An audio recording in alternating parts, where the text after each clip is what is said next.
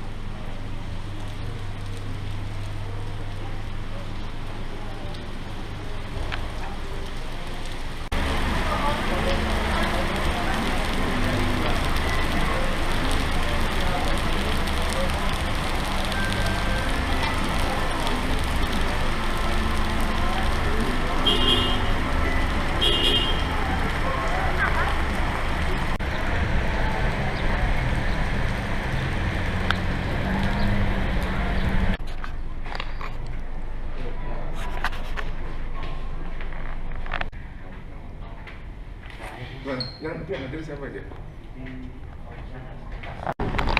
Yang jaga. Pada sini. Wah, ada di sini muncul aura Balinya ke bawah itu. Iya. Pak Kiai.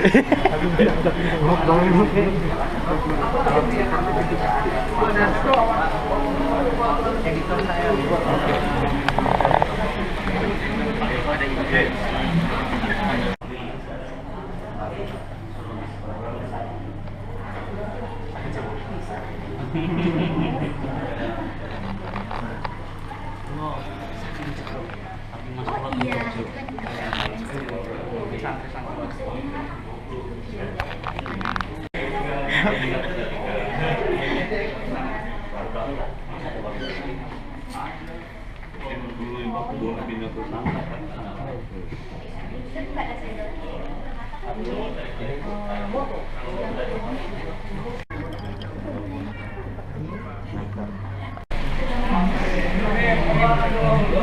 Jangan terus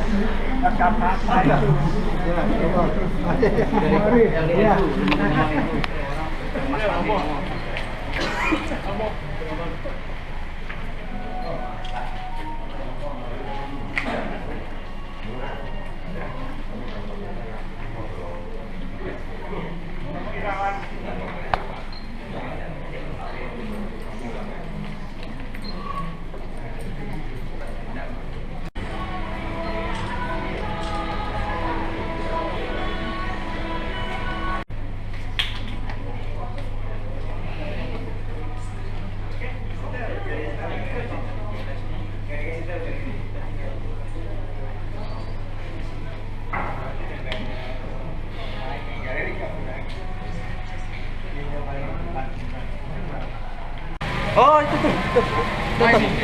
Ambil dulu. Ambil satu.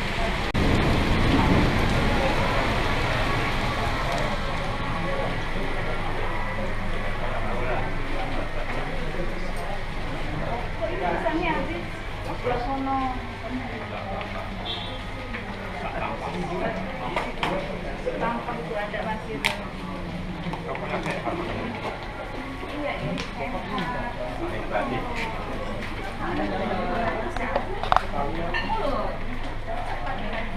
kita udah di sini ternyata.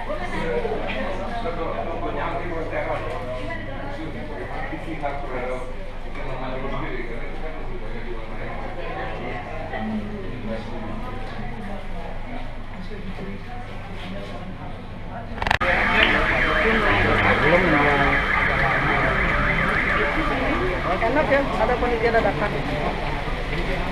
Mana Romo? Yang mana gitu? Aduh. Ini. Pak Husin udah ada di dalam.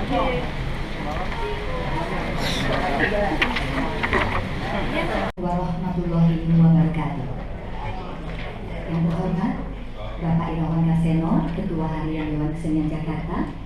Yang terhormat Romo Frans Magnis. Yang terhormat Bapak Kiai Dr. Kuset yang terhormat Bapak Ibu hadirin sekalian, dan tentunya yang tercinta rekan-rekan seniman. Selamat sore, selamat datang di Galeri Cipta 3 Taman Ismail Marzuki dalam rangka peluncuran buku Quo Vadis Nasionalisme, merajut kembali nasionalisme yang terkoyak.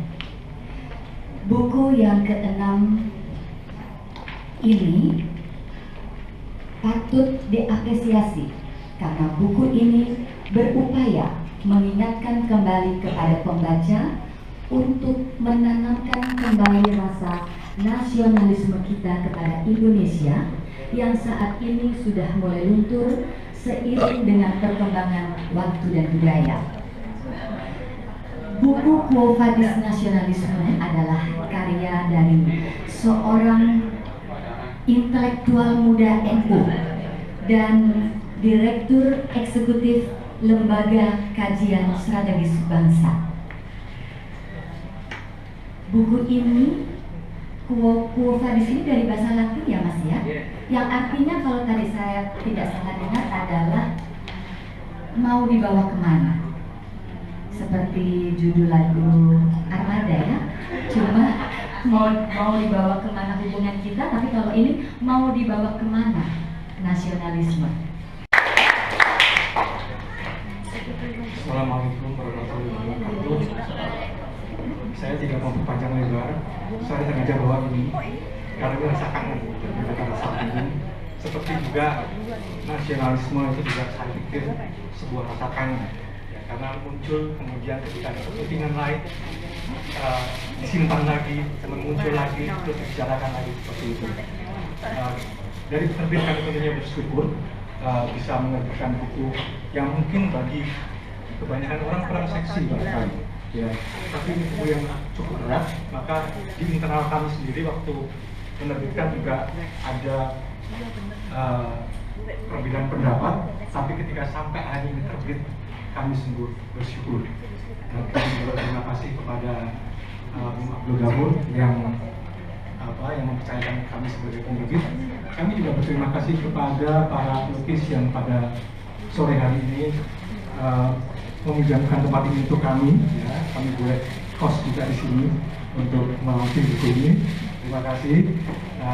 Mungkin kata-kata spirit Indonesia, merajut, menemukan kembali, itu patut kita dukungkan terus dan terus-menerus supaya ini menjadi sebuah gerakan, karena negeri ini sudah cukup lelah dengan segala hal yang berbau kepentingan kelompok. Demikian dari kami. Terima kasih banyak. Wassalamualaikum warahmatullahi wabarakatuh.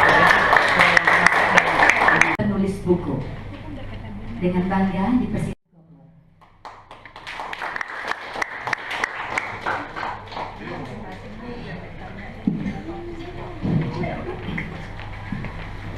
Selamat datang ibu bapak saya.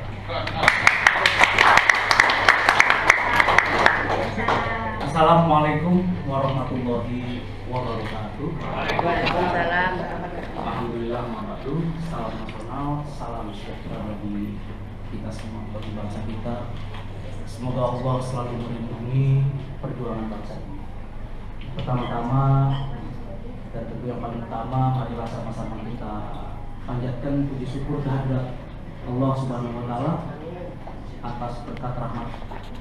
Nyalah bangsa ini masih terus melanjutkan estafet perjuangan para guru-guru bangsa, para kiai, para ulama, para fathers, para pendeta, para tokoh agama, dan para pejuang pahlawan yang tanpa tanda jasa.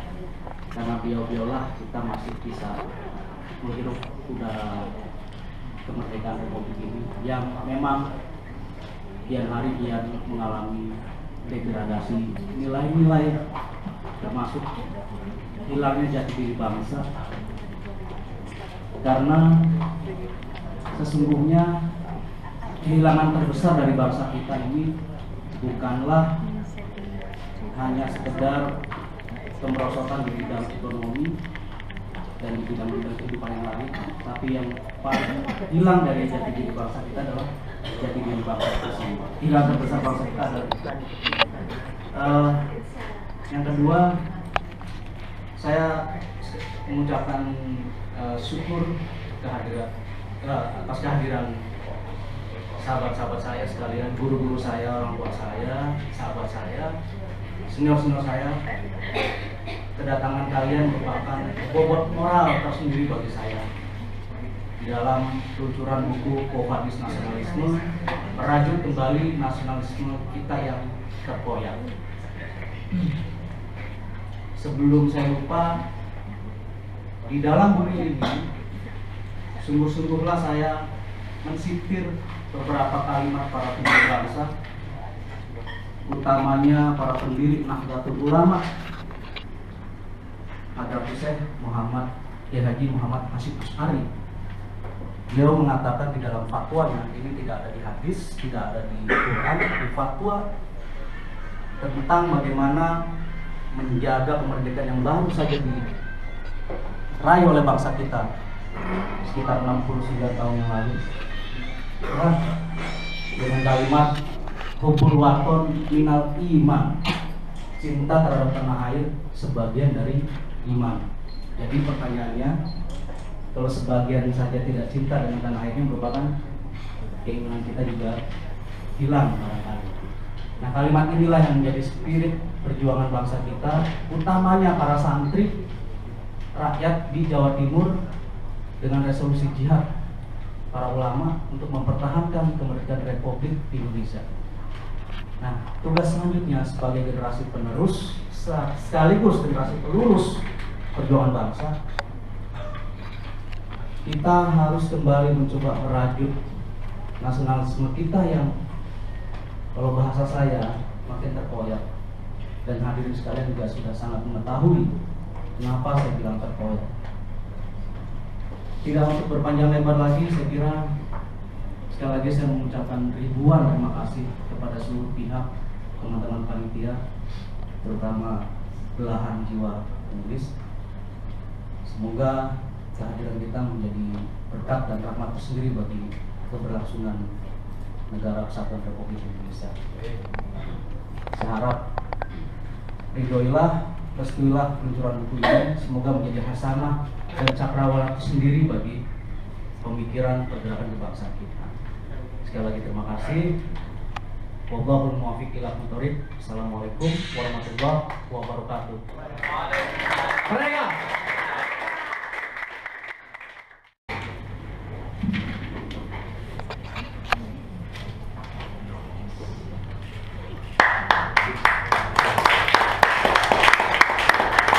Ya, buku Quo Vadis Nasionalisme, merajut kembali nasionalisme yang terkoyak, penerbit Bina Sumber Daya MIPA, telah diberikan kepada Bapak Irawan Kaseno.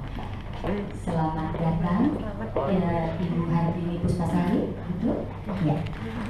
Dan saya ingin menyapa Bapak Ibu, orang tua dari Mas Abdul Gopur. Selamat sore, selamat datang Bapak Ibu. Pastinya Bapak dan Ibu bangga mempunyai putra seorang Mas Abdul Gopur, masih muda dengan karya yang begitu luar biasa. Saya suka sekali kata-kata Mas sebagai penerus dan pelurus. Ya, kita kasih aplaus untuk Mas Abdul Gopur. Dan tibalah saatnya pada inti acara, yaitu bedah buku oleh para narasumber. Kami persilahkan dengan hormat, dan juga kita semua tahu bahwa beliau adalah tokoh aktivis perdamaian. Kemudian dipersilahkan juga dengan hormat Bapak Kiai Dr. Kusen Al-Cepu,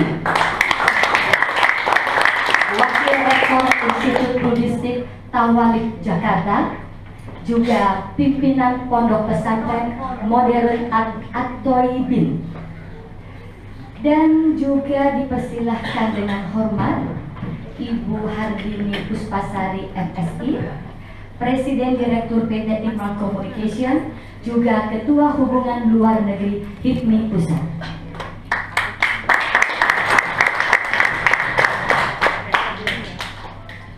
Sebenarnya masih ada Bapak Dr. Randes Urben Lukman MA, Rektor,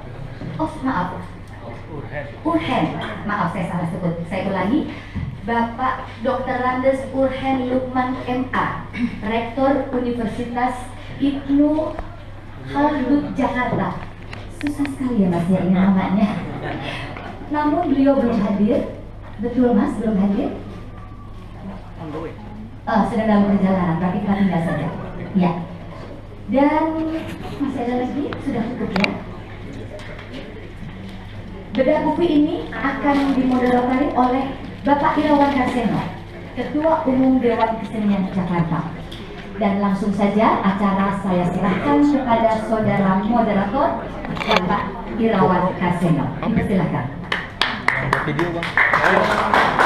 Mas Eko, editor, bahwa tidak hanya kangen terhadap nasionalisme, tapi menurut saya sendiri juga kangen terhadap pemikiran-pemikiran para cendekia Muslim setelah era Cak Nur, kemudian Gus Dur, ya, kemudian kawan-kawan di Islam liberal, hingga mudah-mudahan Saudara Abdul Ghafur bisa memberikan,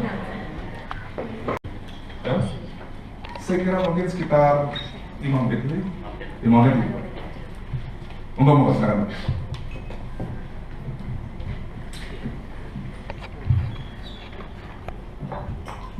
Assalamualaikum warahmatullahi wabarakatuh. Waalaikumsalam warahmatullahi wabarakatuh. Alhamdulillah, segala puji kepada Allah. Semoga seluruh yang hadir di sini kelak dimasukkan surga. Amin. Langsung karena 5 menit. Saya baru 2 bulan langganan Kompas, sebelumnya saya Republika. Setiap kali saya beli itu pasti ada tulisan ini. Kemudian setiap kali ketemu anak-anak remaja, anak-anak kecil, coba baca. Ternyata nggak ada yang tahu. Itu huruf apa? Kemudian selalu huruf apa ya? Kok kayak Thailand? Kemudian ini aksara Jawa. Oh, saya kan orang Sunda, jadi saya nggak tahu. Ya, ini pembukaan tentang Upatisme. Saya orang Sunda, saya orang Batak, maka saya tidak tahu. Maka kalau ini dipakai alasan, maka pertanyaannya adalah sebetulnya Indonesia itu gimana? Kalau hari ini berkata bahwa saya Sunda sehingga saya nggak mau tahu terhadap budaya lain, maka untuk apa ber-Indonesia? Saya orang Jawa, tapi saya juga harus mengerti, wajib judulnya. Fardhu ain, nggak bisa diwakili oleh lain. Fardhu ain, harus dibuat diri sendiri, saya harus tahu. Ada Aceh, ada Minang, saya harus tahu. Kenapa? Karena saya Indonesia. Karena itu ketika orang merasa Indonesia, aksara Jawa tidak tahu, maka rasanya malu. Di Universitas Moskow, saya 4 tahun di Rusia dan baru pulang. Ada universitas membuka fakultas jurusannya Sanskerta.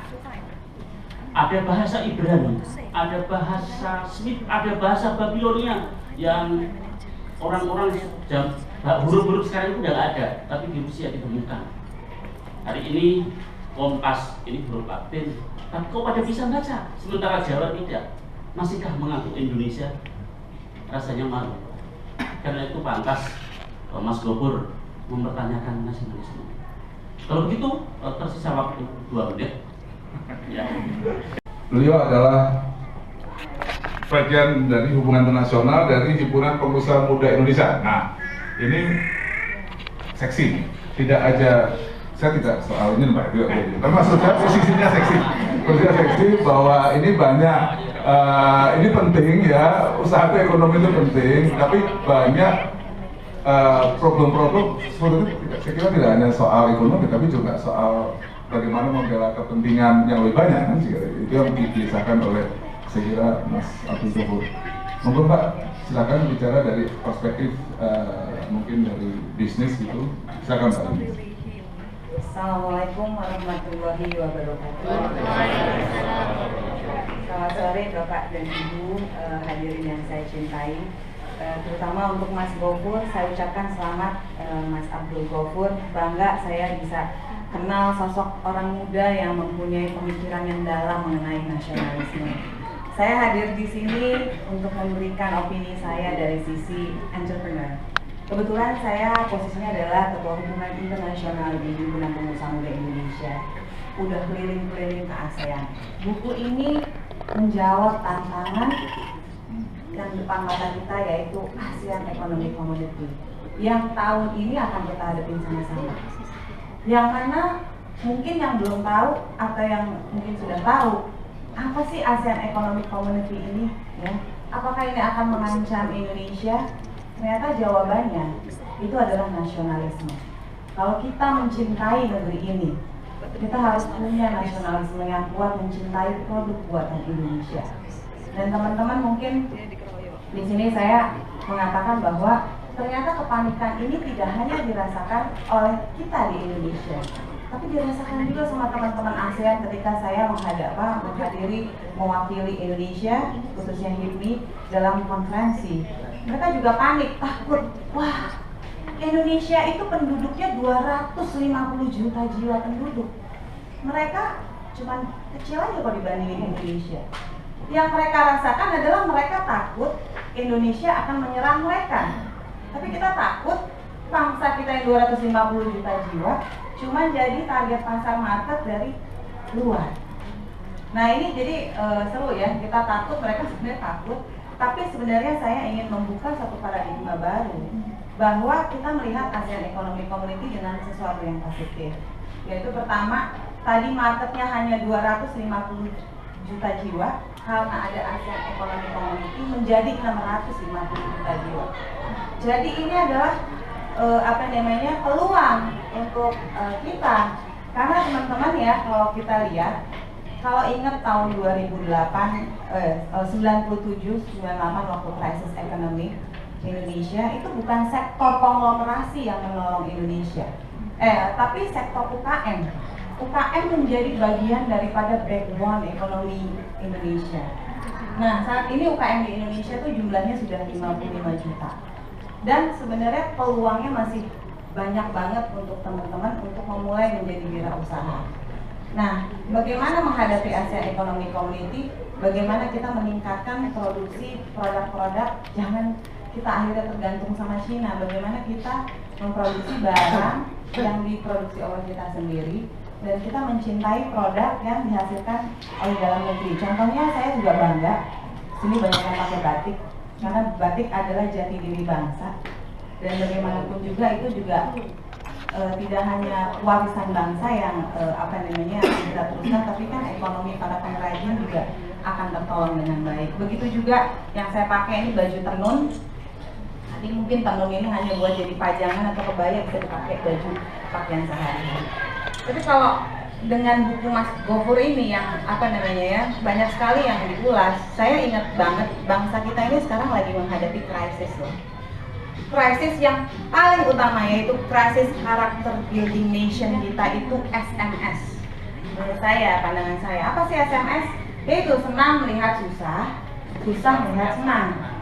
Terbukti kalau misalnya Bapak Ibu lihat infotainment yang sekarang ini menjamur, yang ditunggu-tunggu. Karena TV bilang kita mensupport acara infotainment itu karena demand-nya besar.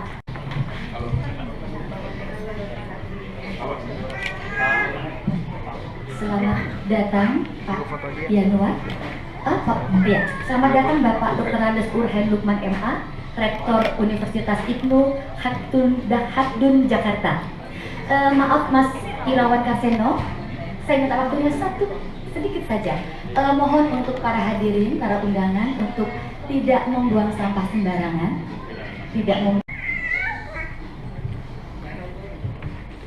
terima kasih Bung Abdul Gofur, Ibu dan Bapak Gofur.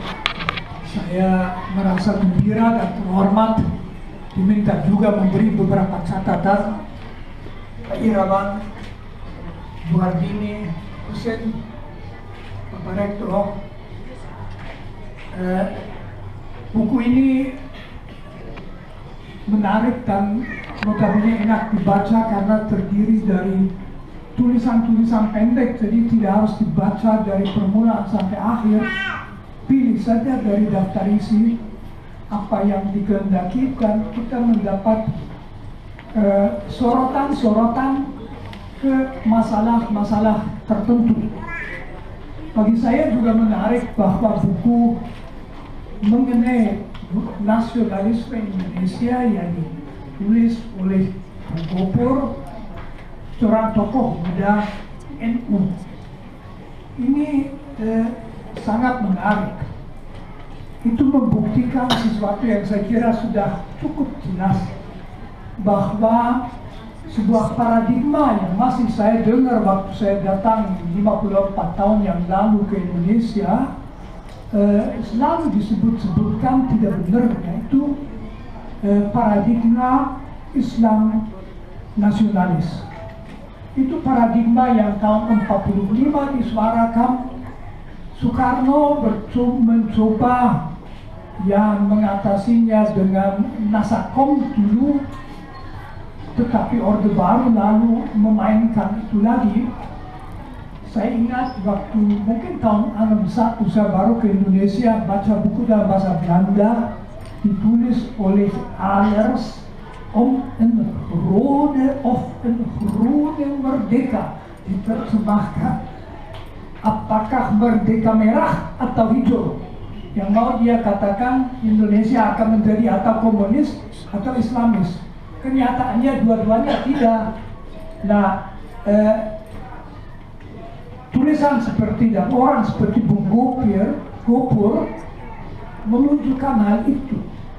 Ini sebuah paradigma yang juga masih dimainkan Soeharto dengan selama 20 tahun, seakan-akan berdasarkan kecurigaan terhadap apa yang disebut Islam, tidak membedakan, tidak memperhatikan bahwa di tahun 50-an NU Masyumi menjadi dukungan Indonesia yang merdeka dan tentu sampai hari ini.